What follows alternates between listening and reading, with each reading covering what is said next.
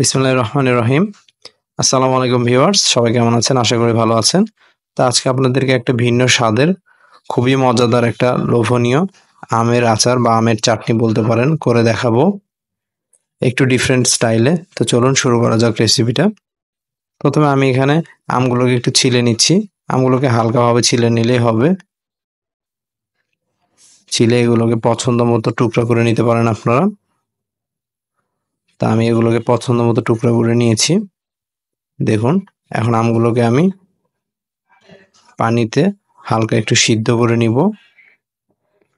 তা আমি দিয়ে দিচ্ছি 1 চা চামচ লবণ, 1/2 চা চামচ হলুদ দিয়ে এগুলোকে আমি ভালোভাবে মিশিয়ে নিব।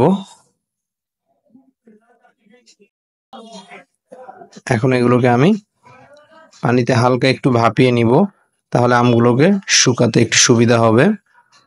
তা আপনারা চেষ্টা করবেন দেশি জাতের যে আমগুলো রয়েছে আমাদের গ্রামগঞ্জে সেগুলো ইউজ করতে। ফজলি বা এই টাইপের আমগুলো আঁশ কম থাকে, সেহেতু ওগুলো একটু গলে যায় বেশি আচার করার সময়। তো এই জিনিসটা একটু মাথায় রাখবেন। তো ফ্রেন্ডস, দেখুন আমাদের আমগুলো মোটামুটি একটু নরম হয়ে এসছে। পুরোপুরি সিদ্ধ করতে যাবেন না, তাহলে আচারটা একদম গলে যাবে, মিশে যাবে।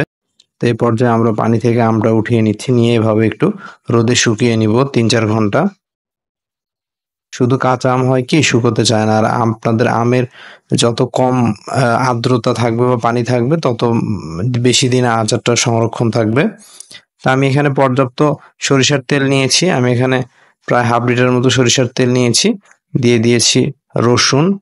আমি একটু রসুনগুলোকে থেতো করে নিয়েছি। দেখুন রসুনগুলো একটু গোল্ডেন কালার হয়ে আসলে এর মধ্যে দিয়ে দিচ্ছি আমরা শুকনা মরিচ, দিয়ে দিচ্ছি 1 চা চামচের মতো 5 ফোড়ন। আর তেলটা একটু বেশি গরম হওয়ার পরে তারপরে রসুন দিবেন, তাহলে খুব বেশি ফেনা ফেনা হয়ে যাবে তেলটা, তখন রসুনটা বুঝতে পারবেন না কিরকম হয়েছে ভাজা। তো এই পর্যায়ে আমরা আমগুলোকে দিয়ে দিচ্ছি। গাইস, আমি আমগুলোকে যেদিন রোদে দিয়েছিলাম শুকানোর জন্য, সেদিন হঠাৎ করে ঘন্টা 2 পরে বৃষ্টি চলে এসেছিল। সো আমি আমগুলোকে প্রপারলি 4 ঘন্টা শুকাইতে পারি নাই। এটা একটা ব্যাড লাগ আমার। আপনারা তো জানেন আবহাওয়ার নিয়ন্ত্রণ তো কারো হাত নেই। তো এখন আমগুলোকে আমি একটু তেলের সঙ্গে ভেজে নিব। আপনার তেলের সঙ্গে আমরা একটু যত ভালো করে ভাজবেন তত ভালো, এটা গোটা গোটা থাকবে এবং গলে যাবে না। তো কিছুক্ষণ 3-4 মিনিট একটু এভাবে তেলের মধ্যে ভেজে নেওয়ার পরে তারপরে আমরা চিনি বা আদার্স মশলাগুলো অ্যাড করব। তো কিছুক্ষণ ভেজে নেওয়া হয়ে গিয়েছে, এ পর্যায়ে আমি চিনি অ্যাড করছি। চিনিটা আপনাদের পছন্দ মতো অ্যাড করতে পারেন।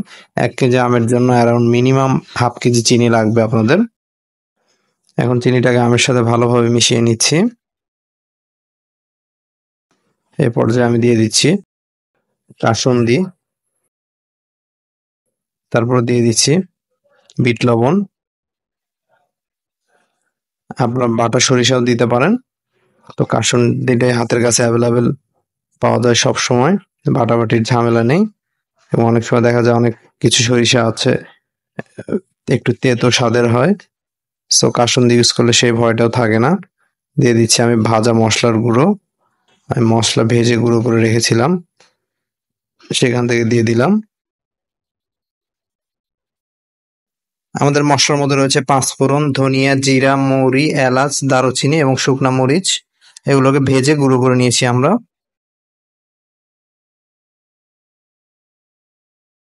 দেখুন ফ্রেন্ডস, এ পর্যায়ে আমি 1 চা চামচের মতো লাল মরিচের গুঁড়া দিয়ে দিলাম।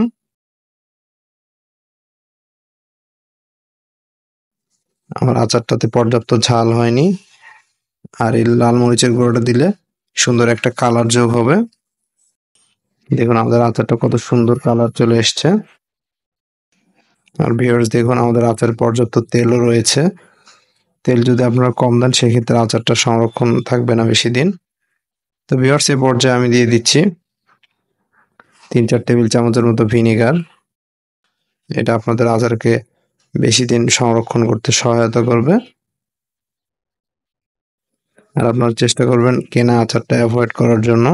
কেনা আচারে অনেক বেশি পরিমাণে প্রিজারভেটিভ থাকে, যে কারণে এটা অনেক দিন পর্যন্ত নষ্ট হয় না। আচারটা আমাদের প্রায় হয়ে এসছে। এ পর্যায়ে আমি আরো কিছুটা মশলা দিয়ে দিলাম এখানে।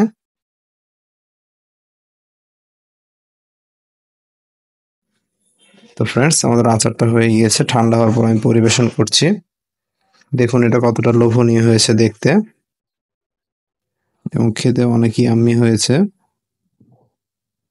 তো ফ্রেন্ডস, বাসায় অবশ্যই এটা ট্রাই করবেন আশা করি এই আমের সিজন শেষ হওয়ার আগেই। আর আমার চ্যানেলে অলরেডি আরো ৩-৪টা আচারের আইটেম দেওয়া আছে। আপনাদের যেটা ভালো লাগে সেই রেসিপিটা ফলো করতে পারেন।